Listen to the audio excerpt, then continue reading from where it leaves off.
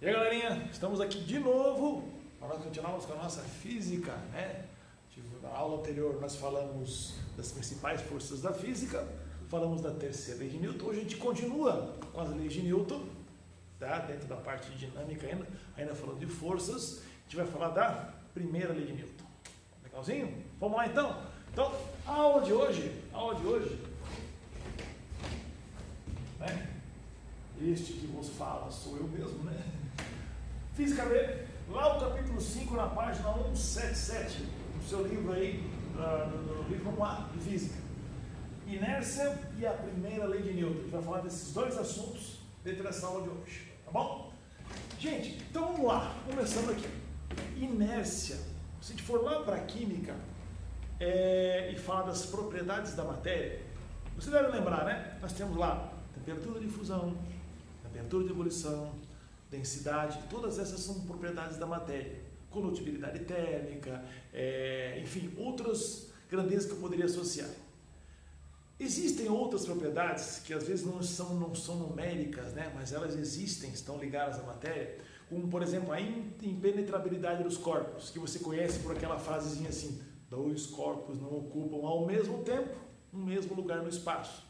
A inércia também é uma propriedade da matéria, tá bom? Então eu coloquei aqui, ó, inércia como propriedade da matéria. E para a gente aqui, dentro da física, o que é a inércia? É a tendência dos corpos de manter o seu estado de equilíbrio, a tendência que os corpos têm de permanecer num certo estado de equilíbrio. Para nós entendermos isso, nós temos que entender quais são as situações onde existe equilíbrio. Então, acompanha aqui, ó. Sete aqui para cima. Quando que um corpo está em equilíbrio? Quando a aceleração dele é zero, né? A aceleração é aquilo que modifica a velocidade, para mais ou para menos, tá? Aumentei a velocidade, estou acelerando. Diminui a velocidade, estou desacelerando. Nos dois casos existe aceleração, para mais e para menos. Agora, quando não existe aceleração, a velocidade não varia. Certo? Não é que a velocidade é zero, a velocidade não varia. Porque um objeto que esteja em movimento, a partir do momento que ele não tem mais aceleração, ele vai manter sempre a mesma velocidade. Tá certo? Então, quais são as condições de equilíbrio que existem? Para a gente aqui são o repouso e o MRU, movimento retilíneo uniforme. Por que o repouso é uma condição de equilíbrio? É fácil você entender, né? Qual é a velocidade de um corpo que está em repouso em relação ao referencial? Zero. Com velocidade zero, quer dizer que você não tem variação nem para mais nem para menos. Fácil de entender por que repouso é uma condição de equilíbrio, tá certo? E por que o MRU? Veja só, é um movimento, mas tem equilíbrio em movimento?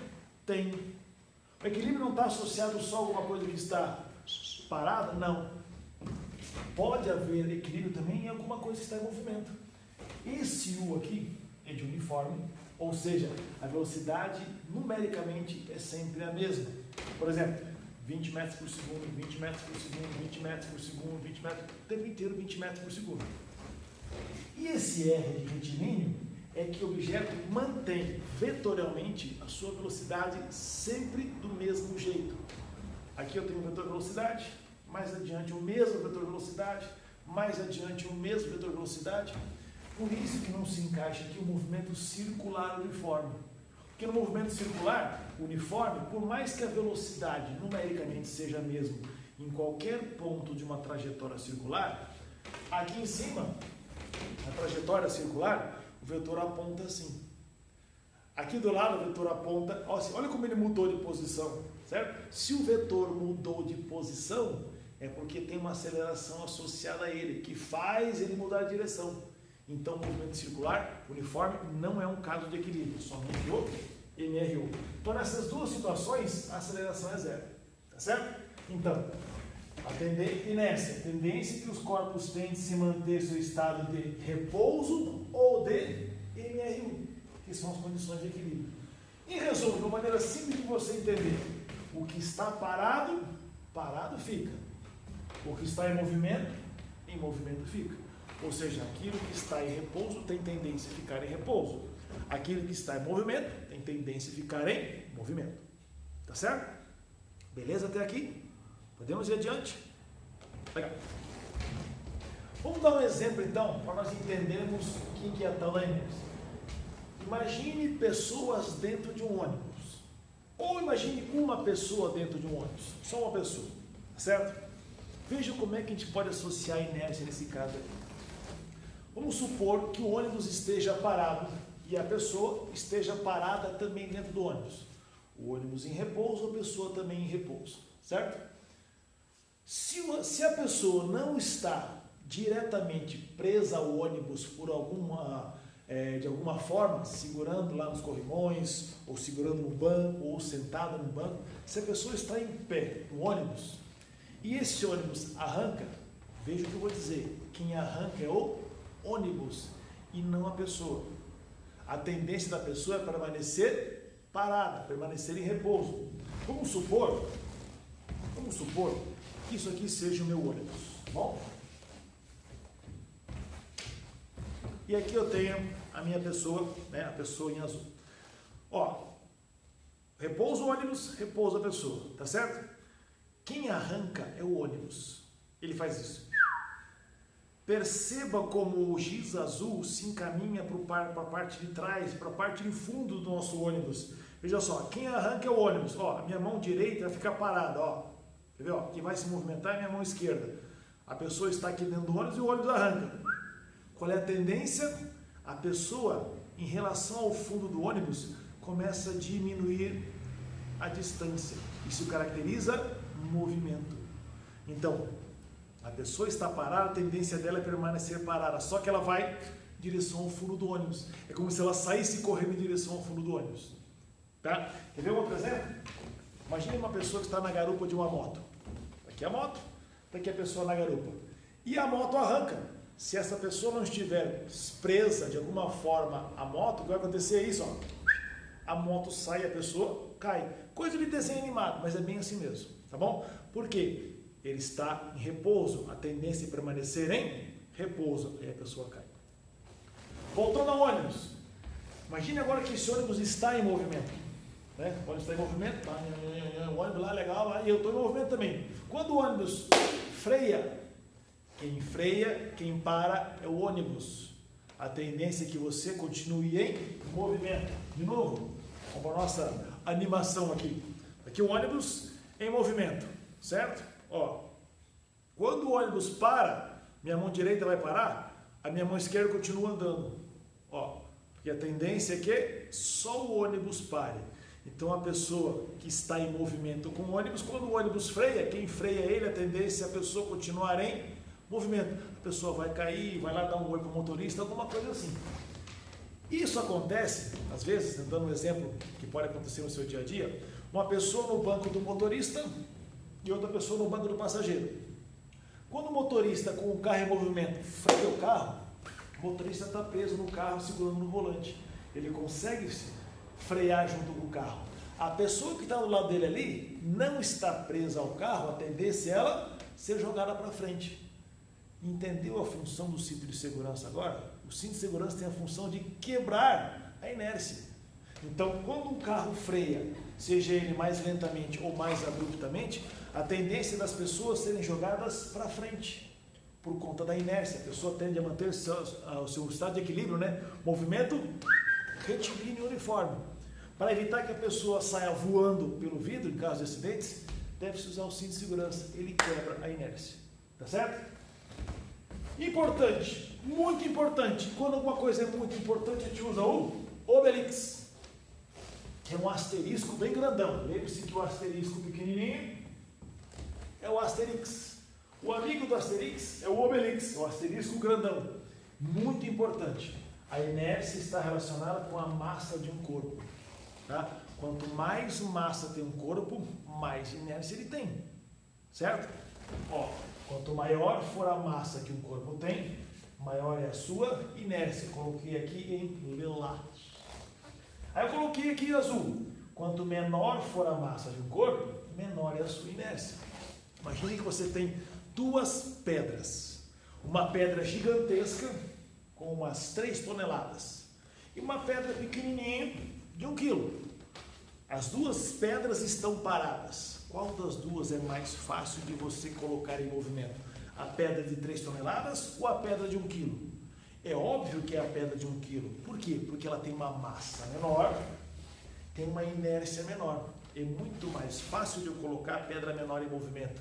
A pedra maior, com mais massa, tem mais inércia. O que é inércia?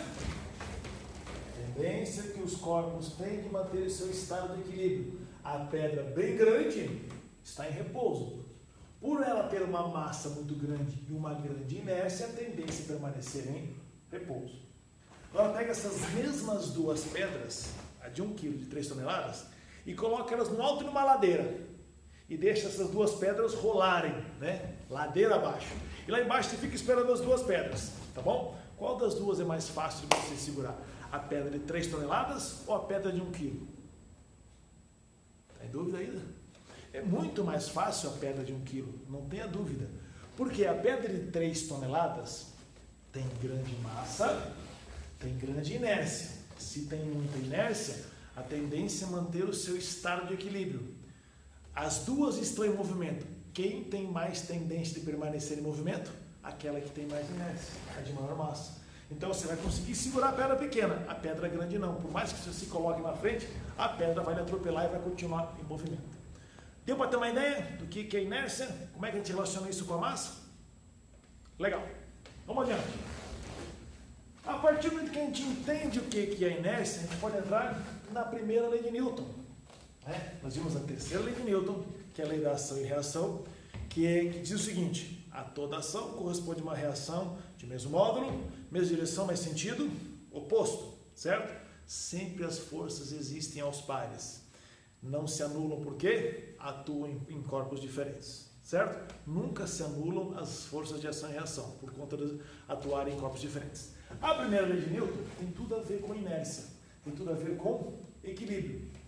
Eu posso dizer assim, ó, de acordo com a primeira lei de Newton, ela diz para a gente o seguinte: a resultante das forças que atuam num corpo em equilíbrio vale 0. A resultante das forças que atuam num corpo em estado de inércia vale 0. E a gente representa dessa maneira. Isso aqui não é a lei de Newton, é a representação dela. A lei de Newton ela tem lá uma citação.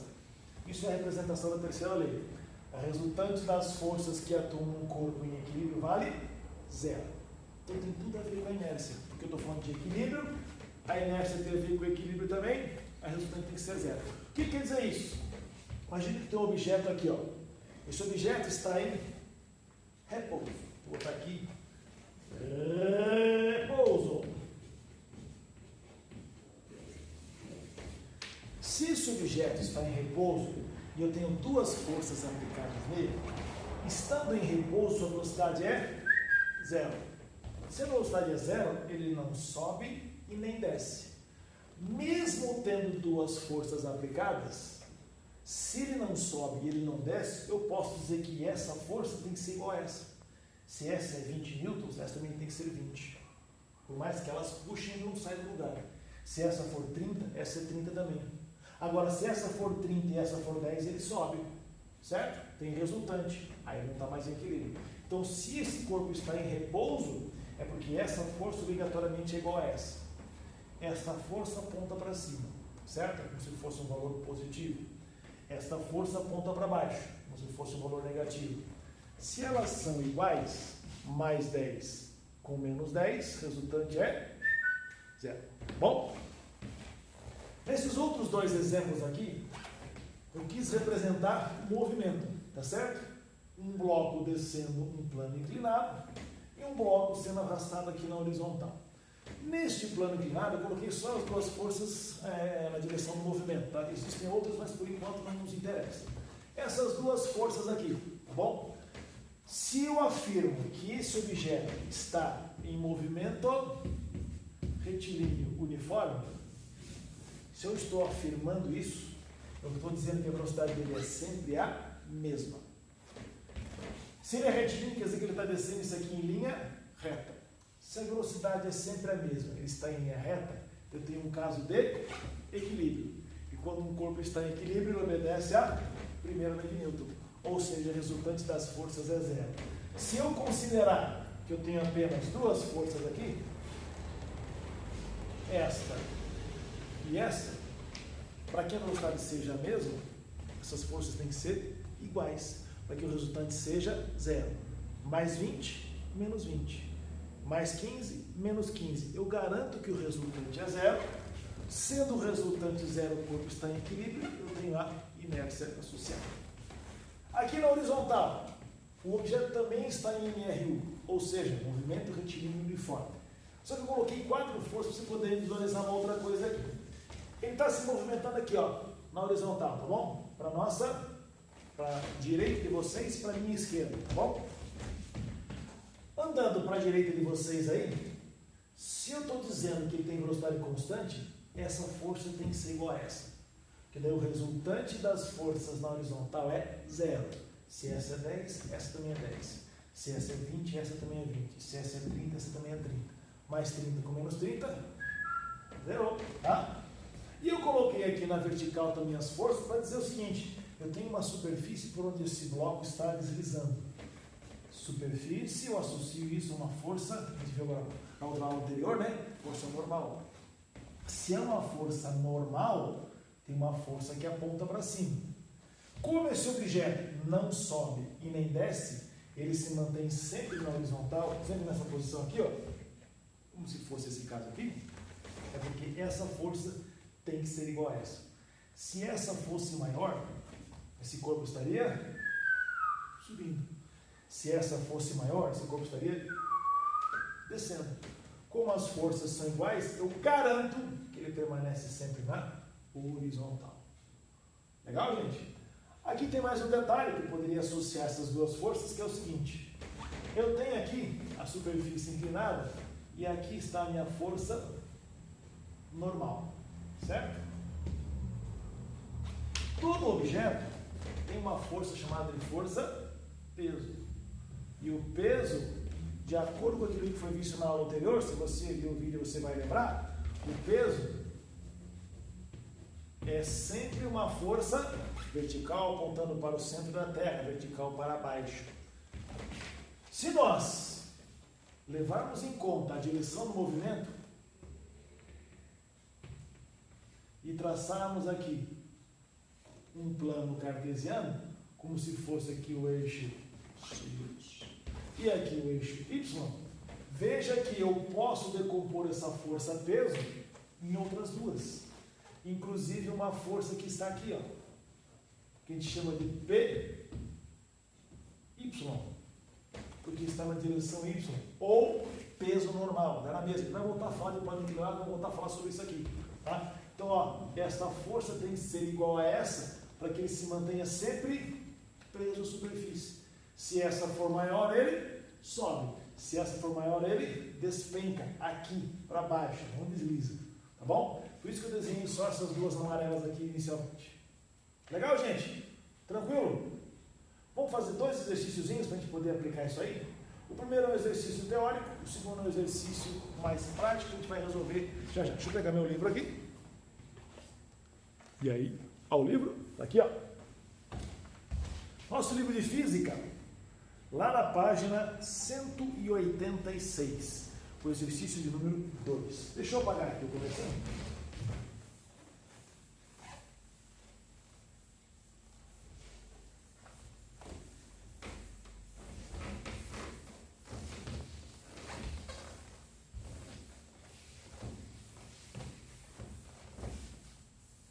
Esse espaço aqui é mais do que suficiente para a gente. Então, o exercício número 2, lá da página 186, ele diz assim: um motorista dirige um ônibus causando grande desconforto aos passageiros nas arrancadas, nas frenagens e nas curvas. Dentro do ônibus, além de críticas ao motorista, alguns passageiros fazem afirmações acerca do que está acontecendo. Tomando-se por base o princípio da inércia e como referencial o solo, marque quais as afirmações a seguir feitas por passageiros são verdadeiras, V, e quais são falsas, F. Considere o solo como nosso referencial. A situação é a seguinte: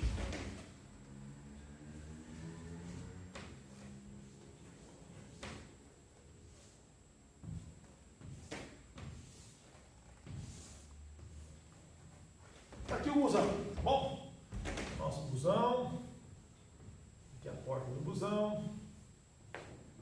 O motor. Olha lá o farol do busão. Aí. Tá? Então, veja só, diz assim. Quando o ônibus arranca, os passageiros são empurrados para trás. Vamos dizer que o ônibus está em repouso. Quando ele se movimenta para lá, existe uma força empurrando os passageiros para trás? Não. Mas por que eles vão para trás? Eles vão para trás, não tenha dúvida. Mas por que eles vão para trás? Para trás? Por conta da inércia. Certo? Então a inércia não é uma força, é uma propriedade da matéria. Tá bom? Então eles não são empurrados para trás. Pela inércia, aqui o ônibus, né? Ó, quando o ônibus arranca, quem arranca é ele. Os passageiros ficam no lugar que eles deveriam, porque estão em repouso. A tendência é eles irem lá para a parte de trás do ônibus. Veja só. Pronto, foi lá para trás. Então, eu estou dizendo, os passageiros são empurrados para trás? Mentira. Não tem uma força empurrando para trás, é a inércia. Segundo, quando o ônibus freia, ele empurra os passageiros para frente. É a mesma coisa do primeiro item, tá? Não existe uma força empurrando, é uma propriedade, é a inércia. Isso que é falso também.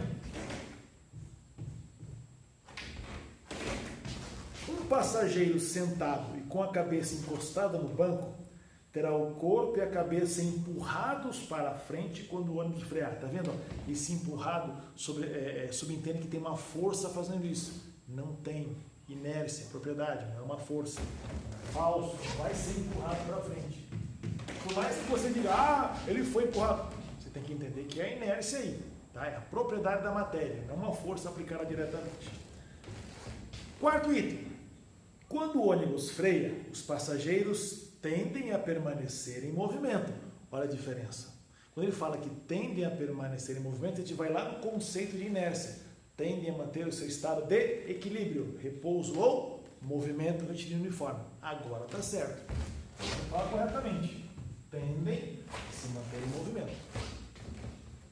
Quinto item. Quando o ônibus faz uma curva para a direita, os passageiros são lançados para a esquerda. Imagine você no ônibus, o ônibus virando para a direita de vocês. Bom, vamos lá? O ônibus vira para a direita. Ele está dizendo assim, quando o ônibus virar para a direita, eu sou jogado para a esquerda? Eu sou empurrado para a esquerda? Não. A tendência é que você permaneça sempre em linha reta. Veja só. Aqui está o ônibus, aqui está você. Certo?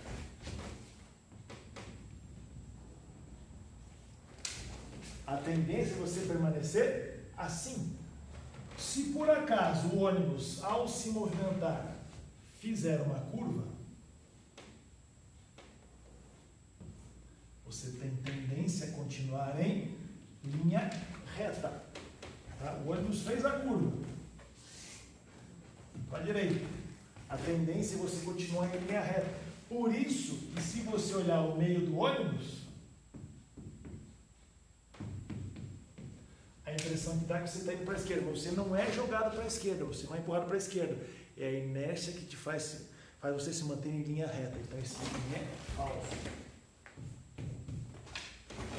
Último item. Quando o ônibus faz uma curva para a direita, os passageiros tendem a continuar em movimento retilíneo. Está vendo a diferença? Tendem a se manter em linha reta. Isso aqui é... Legal? Questão 2. Dúvidas? Não deixe de fazer os outros exercícios também, né? Porque eu sei que vai aparecer dúvida aí. Fácil que vai aparecer. Para terminarmos, você vai lá no exercício número 9.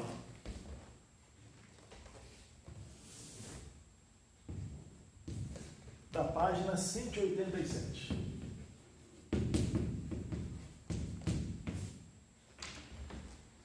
Diz assim, é um exercício de um vestibular da Federal de Pernambuco que falava assim, um bloco está em equilíbrio, olha importante essa expressão, tá? Quando tem essas palavrinhas assim mágicas, sublinhe lá uma canetinha marca-texto, uma canetinha luminosa, uma luzinha de LED ali em cima, interessante. Um asterix, um obelix. Um bloco está em equilíbrio sobre um plano inclinado, sobre a ação das forças peso, normal e atrito. Lembra do atrito? Vimos na aula anterior? Qual das configurações a seguir representa corretamente todas as forças exercidas no bloco? Então veja só, nós temos um plano inclinado e nós temos aqui um objeto que está em equilíbrio nesse plano inclinado. Tanto faz repouso como MRU. Ele fala que está em equilíbrio. Se ele está em equilíbrio, vamos supor que ele esteja em repouso. É uma suposição que nós estamos fazendo, tá bom? Ele está dizendo assim, ó. Sob a ação das forças peso, normal e de atrito. Vamos representar essas três forças. Onde está a força peso? A força peso sempre atua verticalmente para baixo. Esta é a força peso. Para onde aponta o atrito? Ó, primeira coisa. Mas o bloco está em repouso, né? O atrito não tem a ver com o movimento? Sim, mas veja o seguinte. Se um objeto está num plano inclinado, qual é a tendência dele? Não é descer? Se a tendência dele é se deslocar aqui para baixo, mesmo que ele não se movimente, ele tem tendência a descer. O atrito sempre se opõe à tendência de movimento. Se a tendência do objeto é descer, o atrito aponta para o sentido oposto. Aqui é a nossa força de atrito. E a normal? A normal é a força que uma superfície faz para sustentar um objeto ou se opor à tendência de interpenetração desse objeto à superfície. Então, se a superfície é essa daqui, lembra que no vídeo anterior eu falei que a força normal sempre aponta para fora da superfície? Olha o vídeo lá, você vai ver, eu falei isso. Se aponta para fora da superfície, ela vai apontar para cá, a superfície está aqui, ó, olha a normal aqui. Então eu tenho uma força que aponta inclinadamente, de maneira inclinada para a esquerda, uma força vertical para baixo e uma força que aponta para cima. A única opção onde tem as forças desse jeito é na letra E. Letra E. Ou letra E, como alguns preferem. Tá bom? Então está um pouquinho representado, um pouquinho diferente, quando ele aponta essa força de atrito aqui, mas não tem problema. Posso representar aqui embaixo, aqui mais em cima, que dá na mesma. Certo, gente? Dúvidas? Se tiver dúvidas, entre lá no fórum que foi criado para a gente conversar, coloque as suas dúvidas, coloque as suas angústias, desabafe, do jeito que você quiser. Tá? Nesse período de isolamento, às vezes até um desabafo é legal lá no fórum, tá bom? Mas coloque suas dúvidas lá, faça o exercício, pergunte o que você quiser, a gente vai resolver os nossos problemas todos juntos, certo? Grande abraço, até a próxima!